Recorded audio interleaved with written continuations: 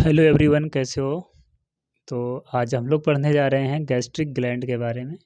Last class में हम लोगों ने पढ़ लिया था सैलिवरी ग्लैंड के बारे में। तो आज स्टार्ट करते हैं गैस्ट्रिक ग्लैंड के बारे में। ठीक है, गैस्ट्रिक ग्लैंड पढ़ते हैं हम लोग।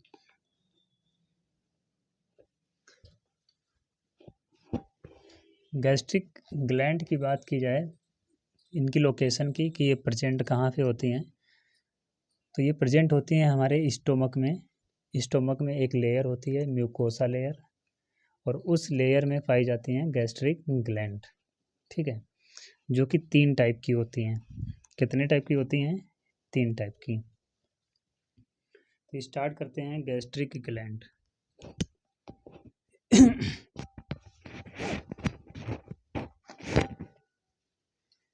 गैस्ट्रिक ग्लैंड, गैस्ट्रिक ग्लैंड, ठीक है। गैस्ट्रिक ग्रंथियाँ कहाँ पे प्रेजेंट होती हैं? प्रेजेंट होती हैं हमारे स्टोमक में। ठीक है, स्टोमक में भी एक लेयर होती है म्यूकोसा लेयर। एलिमेंट्री कैनाल में हमने पढ़ाया था आपको कि एलिमेंट्री कैनाल में 4 लेयर होती हैं, सिरोसा, सबमस्कुलरिस, ठीक है, सब म्यूकोसा और म्यूकोसा। सिरोसा क्या होती है? जो सिरोसा आउटर मोस्ट लेयर होती है, सबसे एलिमेंट्री कैनाल की जो सबसे बाहर वाली लेयर होती है उसको सिरोसा बोला जाता है।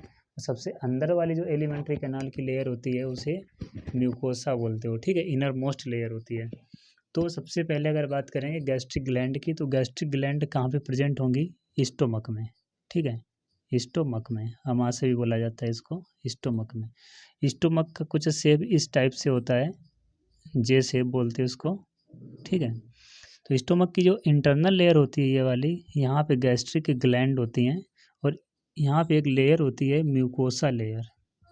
म्यूकोसा लेयर, इसी लेयर में पाई जाती हैं गैस्ट्रिक ग्लैंड। ठीक,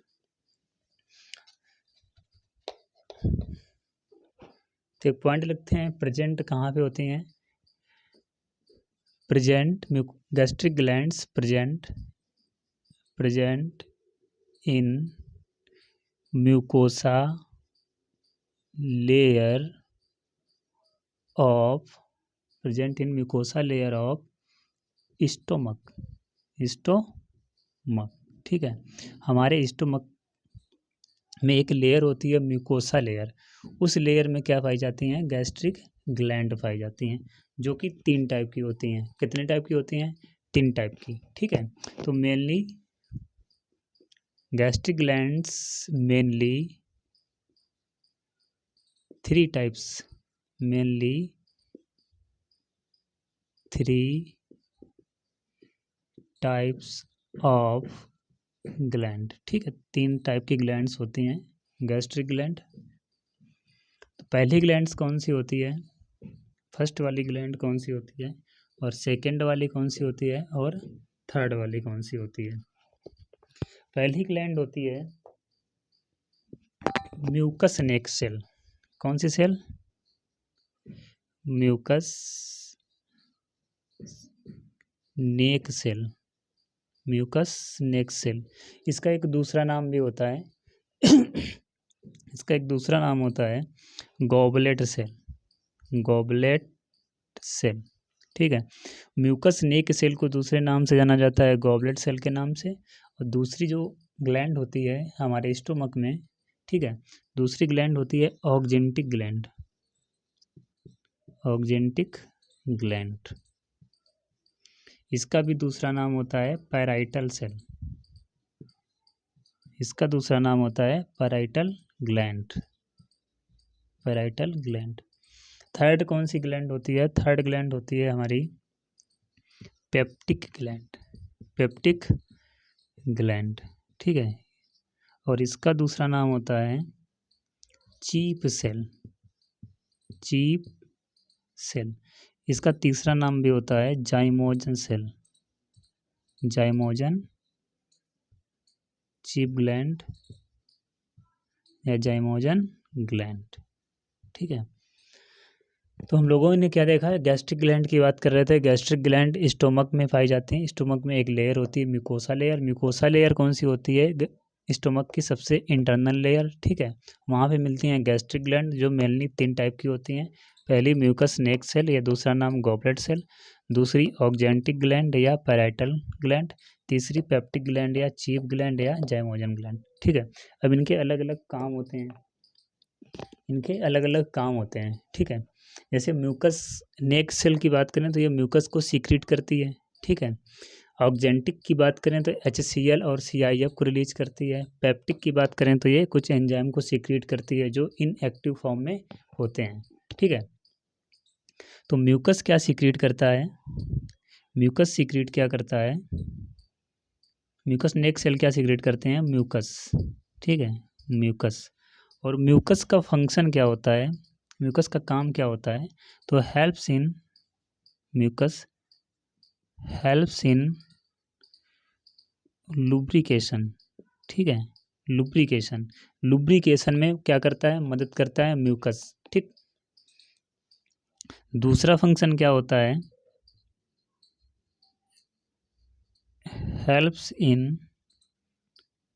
दूसरा फंक्शन ये होता है हेल्प्स इन प्रिवेंट द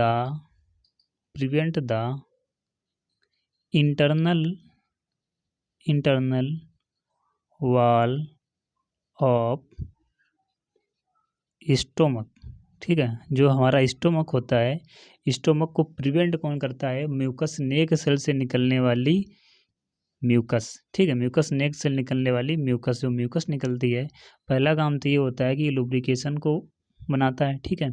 इसके बाद में प्रिवेंट करता है हमारे स्टोमक की जो इंटरनल लेयर होती है, इंटरनल वॉल होती है, उसको क्या करता है, प्रोटेक्ट करता है। किस चीज़ से प्रोटेक्ट करता है, HCl से, ठीक है। HCl क्या होता है, हाइड्रोक्लोरिक एसिड होता है। अगर म्यूकस नहीं होगा तो HCl क्या करेंगी, जो इंटरनल लेयर होती हैं गैस्ट्रिक ग्लैंड में, जो उसमें स्टोमक में क्या करेंगी, वो उसमें डैमेज कर देंगी, और डैमेज कर देंगी तो फिर वहाँ पे क्या हो जाएगा, ब्लीडिंग होने लगेगी, ठीक। ऑक्जेंटिक सेल की बात करें, अगर ऑक्जेंटिक सेल की बात करें तो ये रिलीज करता है HCl, जिसका पूरा नाम होता है हाइड्रोक्लोरिक एसिड, ठीक है। और एक फैक्टर को भी रिलीज करती है पैराइटल सेल, उस फैक्टर का नाम होता है CIF, जिसका पूरा नाम होता है कैटल इंट्रिंसिक फैक्टर, ठीक है, कैटल इंट्रिंसिक फैक्टर। अब पेप्टिक ग्लैंड की बात करें तो ये सीक्रेट करती है इनएक्टिव फॉर्म में क्या सीक्रेट करती हैं, एंजाइम। जैसे पहला एंजाइम की बात करें, एक एंजाइम की बात करें तो पेप्सिनोजन, ठीक है। एक एंजाइम कौन सा सीक्रेट करती है, पेप्सिनोजन। दूसरे एंजाइम की बात कर लें तो हो गया प्रोरेनिन, ठीक है। अब ये इनएक्टिव फॉर्म में होते हैं। अगर बात की जाए कि इनको एक्टिव कौन करता है, तो इनको एक्टिव करता है हमारा HCl, ठीक है। एक्टिव कौन करता है, HCl।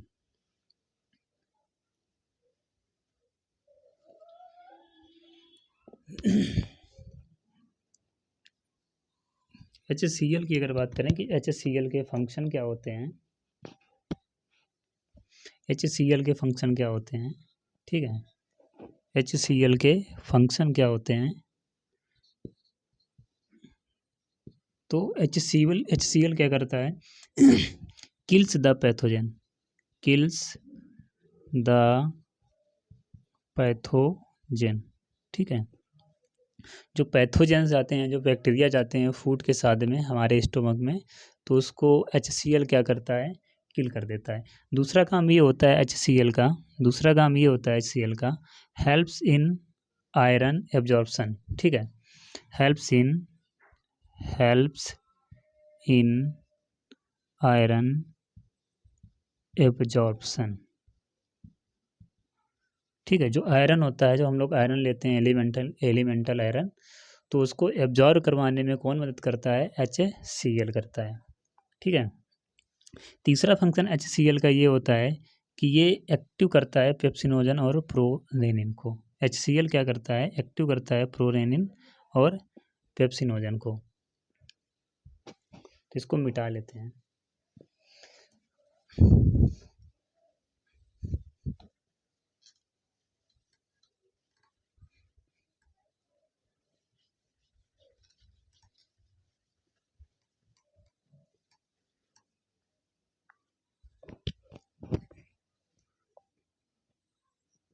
तो HCl का फंक्शन क्या होता है, ये क्या करता है,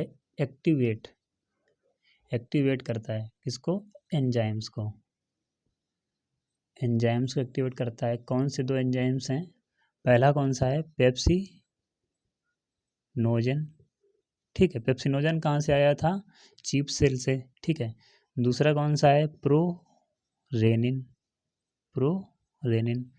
तो ये एक्टिवेट कैसे करता है, जैसे बात की जाए यहाँ पे एंजाइम आया पेप्सिनोजन, ठीक है, कौन सा एंजाइम आया, पेप्सिनोजन, एंजाइम आया पेप्सिनोजन। दूसरा एंजाइम आया प्रोरेनिन, ठीक है, पेप्सिनोजन प्रोरेनिन। तो HCl आएगा यहाँ पे, HCl क्या करेगा इसके साथ में HCl आएगा, ठीक है, प्रोरेनिन के बाद प्रोरेनिन के पास भी क्या आएगा, HCl। तो जब HCl इसके साथ में क्या करेगा, HCl इसके साथ में रिएक्शन करेगा, ठीक है। जब HCl इसके साथ में रिएक्शन मिलेगा तो रिएक्शन होगी, जब रिएक्शन होगी तो जो ये पेप्सिनोजन है, ये पेप्सिनोजन चेंज हो जाएगा किसमें, पेप्सिन में, ये पेप्सिनोजन चेंज हो जाएगा पेप्सिन में, और ये जो प्रोरेनिन है ये चेंज हो जाएगा रेनिन में, ठीक है। अब पेप्सिन किसको डाइजेस्ट करेगा, प्रोटीन को, ये डाइजेस्ट करेगा प्रोटीन को, तो प्रोटीन डाइजेस्ट, ठीक है। रेनिन भी किसको डाइजेस्ट करेगा, मिल्क प्रोटीन डाइजेस्ट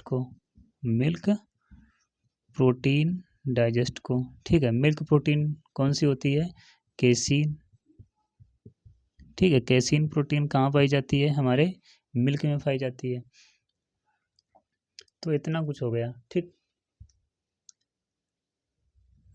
अब बात करते हैं कैटल इंट्रिंसिक फैक्टर की, बात करते हैं। CIF शॉर्टकट में क्या बोलोगे, CIF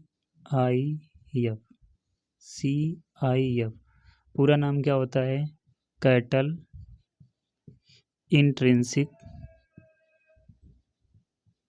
फैक्टर, ठीक है। कैटल इंट्रिंसिक फैक्टर कहाँ से रिलीज हो रहा था, ये रिलीज हो रहा था ऑक्जेंटिक ग्लैंड या सेल, ठीक है, ऑक्जेंटिक ग्लैंड या पैराइटल सेल से रिलीज हो रहा था, ठीक है। तो CIF का फंक्शन क्या होता है, इसका काम क्या होता है, इसका काम देख लेते हैं हम लोग। सबसे मेन काम क्या होता है, ये हेल्प करता है विटामिन B12 को एब्जॉर्ब करवाने में, किसमें करता है, helps in vitamin B12 absorption, ठीक है। तो ये किसमें हेल्प करेगा, helps in vitamin B12 absorption, ठीक है। विटामिन B12 को क्या करेगा, ये एब्जॉर्ब करवाने में मदद करेगा, ठीक है, कैटल इंट्रिंसिक फैक्टर। दूसरा फंक्शन इसका क्या होता है कि ये हेल्प करता है, हेल्प्स इन RBC मैचुरेशन, ठीक है। जो RBC होती है, रेड ब्लड सेल्स के नाम से जिसको जाना जाता है, जो बनती है हमारे बोन मैरो में, जो जॉइंट होते हैं बोन के, वहाँ पे बनती है RBC। वहाँ पे बनने के बाद में जब वो मेच्योर होती है तो उसको मेच्योर कौन करता है, कैटल इंट्रिंसिक फैक्टर, जो कि रिलीज कहाँ से हो रहा था, ऑक्जेंटिक ग्लैंड या पैराइटल ग्लैंड से, ठीक है।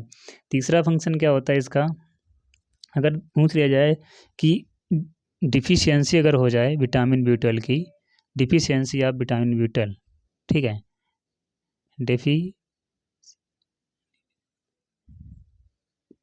डिफिशियंसी ऑफ विटामिन B12, ठीक है।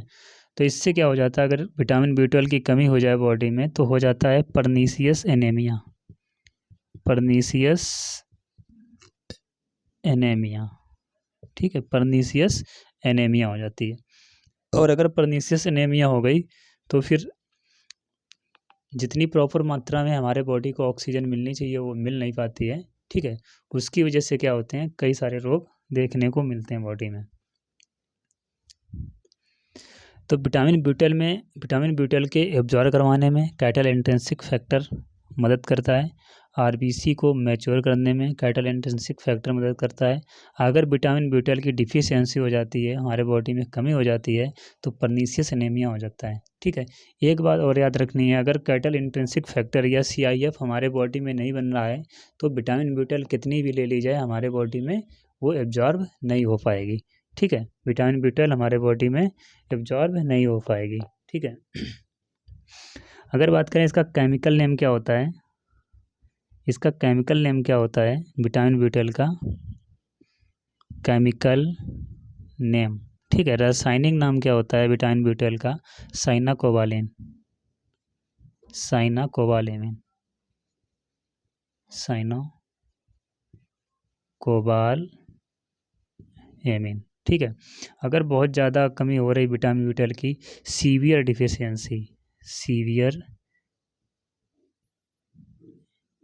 डेफिशिएंसी ऑफ विटामिन B12 तो नर्व डैमेज हो जाती है, नर्व डैमेज, ठीक है। बॉडी की नर्व डैमेज हो जाती है, जिससे जो हाथ पैर होते हैं बॉडी में सही से फंक्शन नहीं करते हैं, ऐसा लगता है बॉडी में कोई दम नहीं बची है, ठीक है। तो इतना हो कुछ हो गया। अब आगे देखते हैं इंटेस्टाइनल ग्लैंड के बारे में।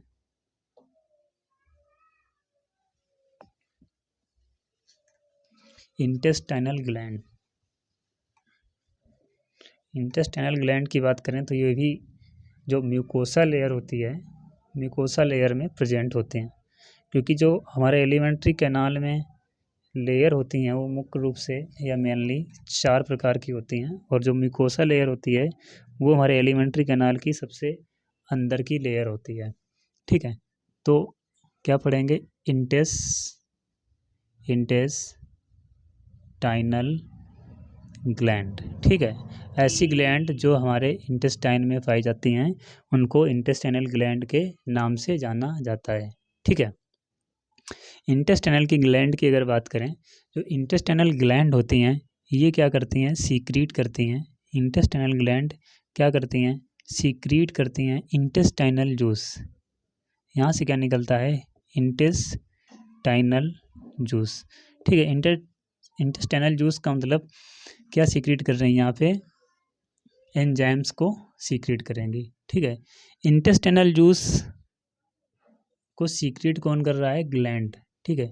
इंटेस्टाइनल जूस को जानते हो क्रिप्स ऑफ लाइबर कॉमन, जिसको कहते हो क्रिप्स, जिसको क्या कहा जाता है, क्रिप्स ऑफ लाइबर कुहन, ठीक है। जिसको क्या कहते हो, क्रिप्स ऑफ लाइबर कुहन, जिसको एनसीईआरटी क्या कहती है, जिसको एनसीईआरटी कहती है सक्कस इंटेरिकस, सक्कस इंटेरिकस, क्या कहती है, सक्कस इंटेरिकस, ठीक।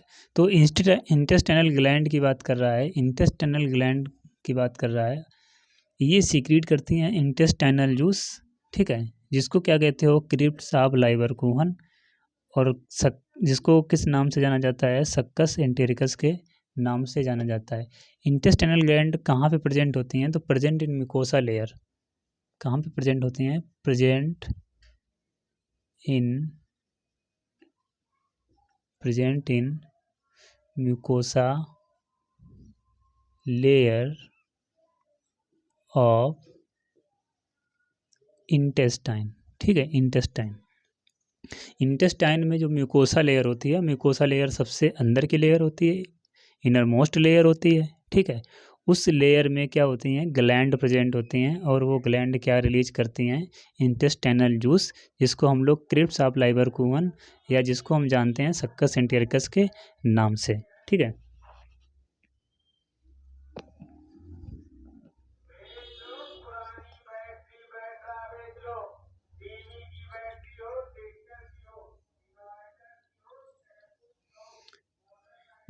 तो आगे देखते हैं। एनसीईआरटी क्या कहती है? एनसीईआरटी कहती है इंटेस्टाइनल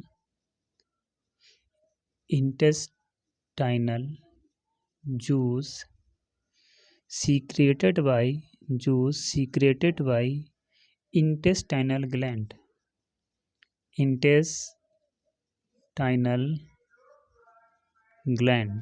ठीक है, that is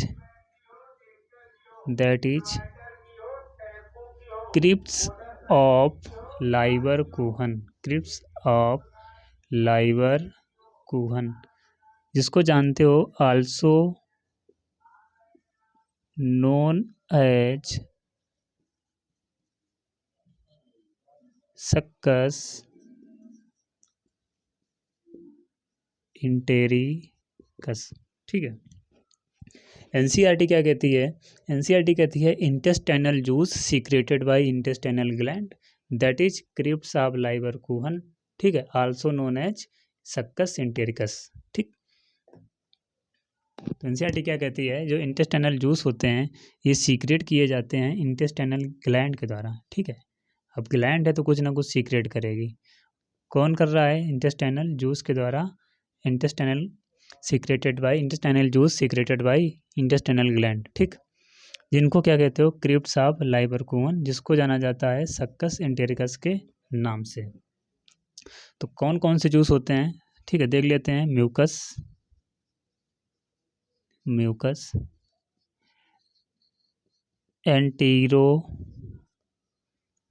enterokinase, maltase,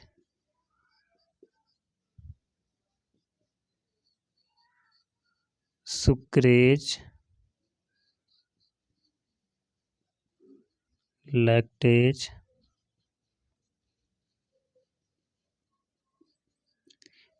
intestinal lipase,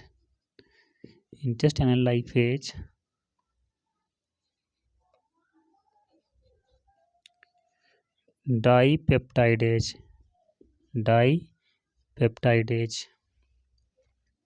यहाँ पे लिखते हैं 8 नंबर।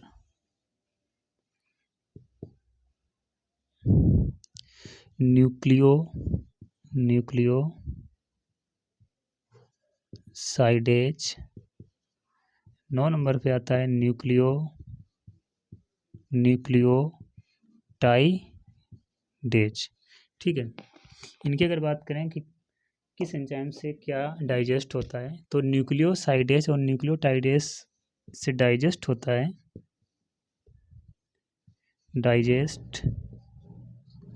न्यूक्लिक एसिड, ठीक है। न्यूक्लियोसाइडेज और न्यूक्लियोटाइडेज क्या डाइजेस्ट कर रहे हैं? Nucleic acid. अब अगर माल्टेज की बात की जाए, सुक्रेज की बात की जाए या लैक्टेज की बात की जाए, तीनों की बात की जाए, तो ये डाइजेस्ट करते हैं कार्बोहाइड्रेट को,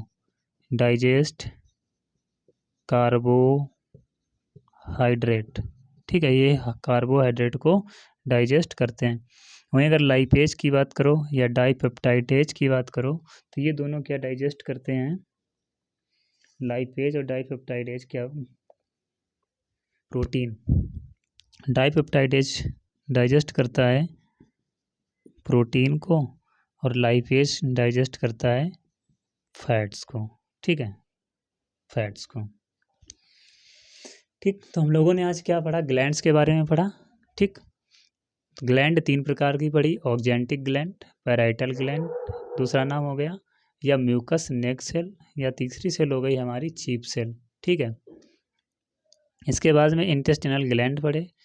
इंटेस्टाइनल ग्लैंड में हम लोगों ने क्या पढ़ लिया? ये एंजाइम्स, एंटेरोकाइनेज, माल्टेज, सुक्रेज वगैरह पढ़ लिए। इसके बाद में न्यूक्लियोसाइडेज, न्यूक्लियोटाइडेज क्या डाइजेस्ट करते हैं? डाइजेस्ट न्यूक्लिक एसिड, ठीक है। तो आगे हम लोग क्या पढ़ेंगे? लीवर के बारे में। जब तक के लिए आप थैंक यू और धन्यवाद।